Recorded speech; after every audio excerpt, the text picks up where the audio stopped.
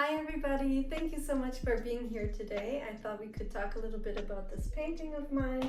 I finished this one not too long ago, but I started it probably like 3 years ago, which I know is a long time. And I also painted this piece with oil paint like most of my paintings. I was very excited that I finally finished it, and I also had this painting in one of my exhibitions. I loved the feedback I got from a lot of people. They were really excited about how the colors matched, and it was just the perfect venue for this painting and all of my other paintings. It was very sentimental, but also very nice. So this painting does have a dramatic name. I am still figuring out how to call it, because when I started this painting, it was a very long time ago. I was hitting a rough patch in my life, and it was kind of hard in that time to get by day life. And this kind of just helped me to relax and paint that painting, the vision I had in my head, being underwater and feeling safe. I talked about this in some of my other videos, that I feel at home, and the feeling of being underwater is so wholesome to me, and I tried to capture that in this painting.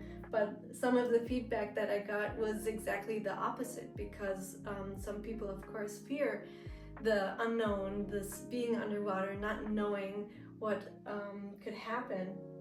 So it was also something that other people felt was something to explore with, and I thought that was very interesting, because I also painted the lily pads and the lilies, of course.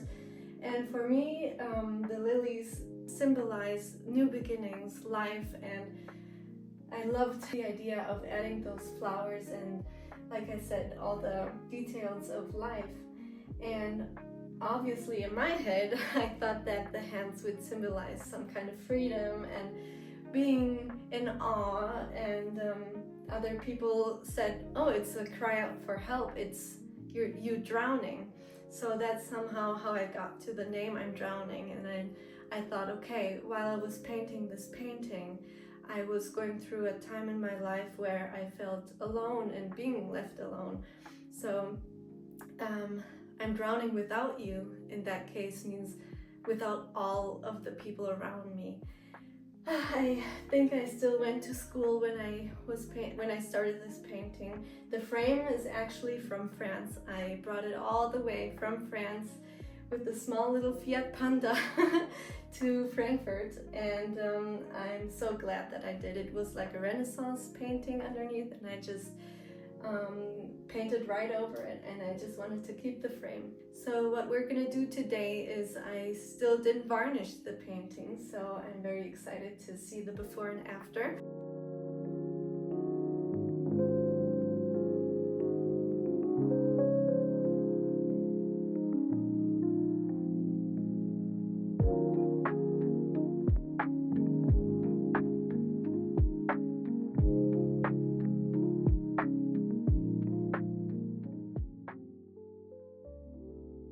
I think this painting still needs some work. I wanted to be finished with it a long time ago, but every time I look at it, I still see some mistakes or things I could change. Now my friend told me that the white hair looks unfinished, so I'm thinking about changing the hair color as well. I guess I'm still gonna be working on this painting for a little while longer.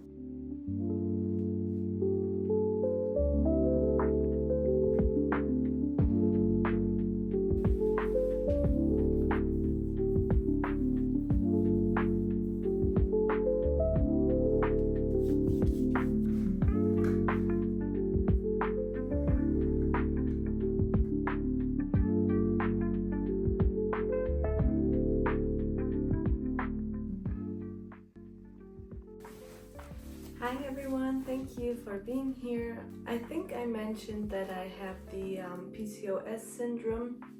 That is something I just wanted to share with you, talk about.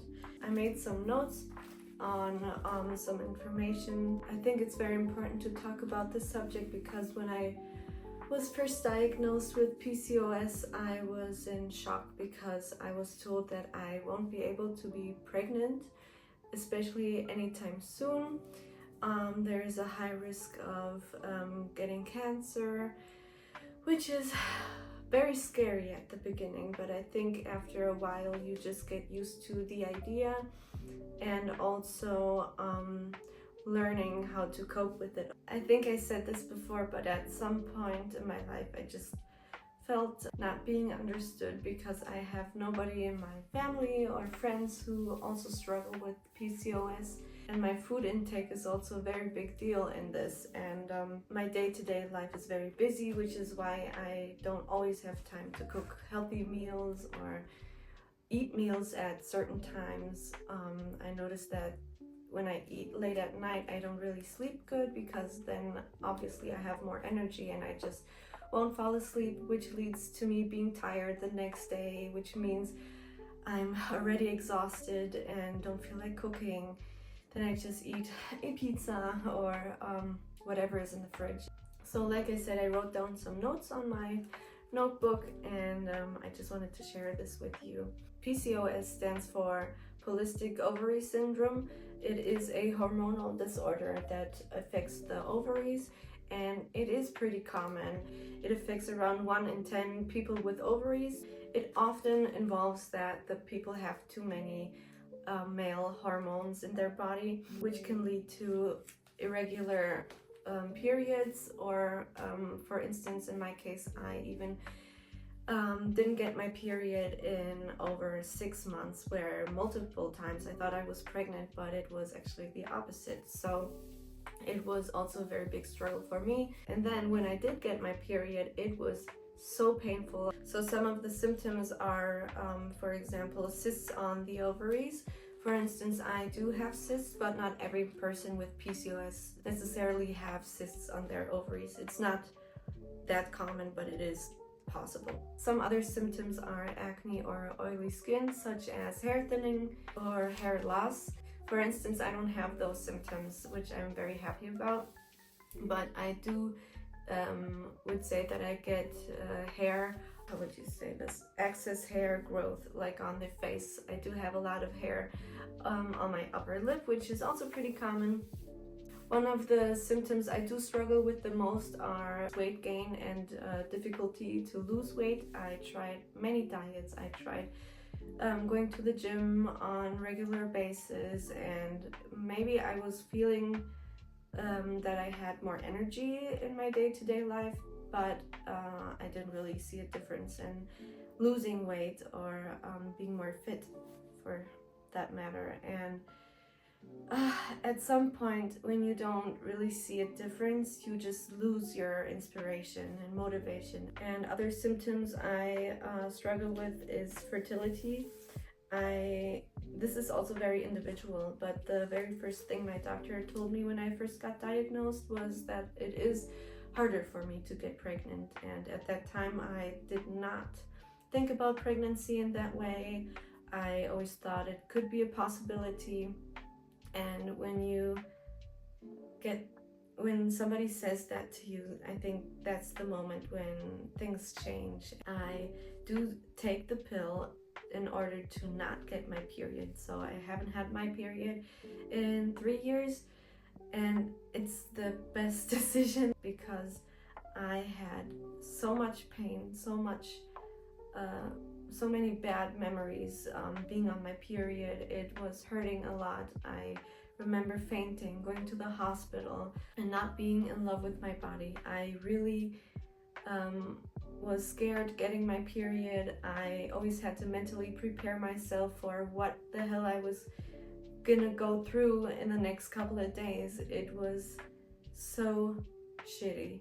I remember I already made plans that I had to cancel, or I had to call work or school to let them know I won't be able to come for the next couple of days, because it was just me lying in bed, cramping and crying, taking as many pain medications as possible, and just trying to get through those horrible days. And at some point my period just stopped being regular. I got my period every 3 months, then it was every 6 months, and some point it was every 8 months. And I just remember thinking I was pregnant, and that was kind of stressful. I think a lot of stress at home also didn't help at that time. And yeah, I remember also having really strong mood swings. I know that is also a possibility when you're on your period, that you're not always in a good mood, but it was towards the point where it was really dark and having really dark thoughts. Like I said, when I started taking the pill, I was feeling much better, much happier, not struggling with pain, not struggling with horrible mood swings or dark episodes in my life. And I think it is very important to share this information with you. Like I said, I wish somebody would have told me all of the things that are important to know.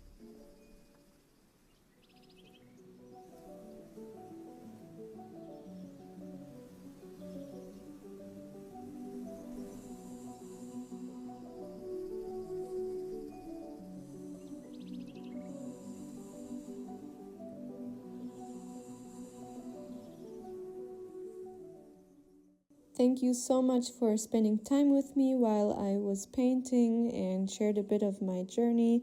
If you're also going through something similar like this, know that you're not alone.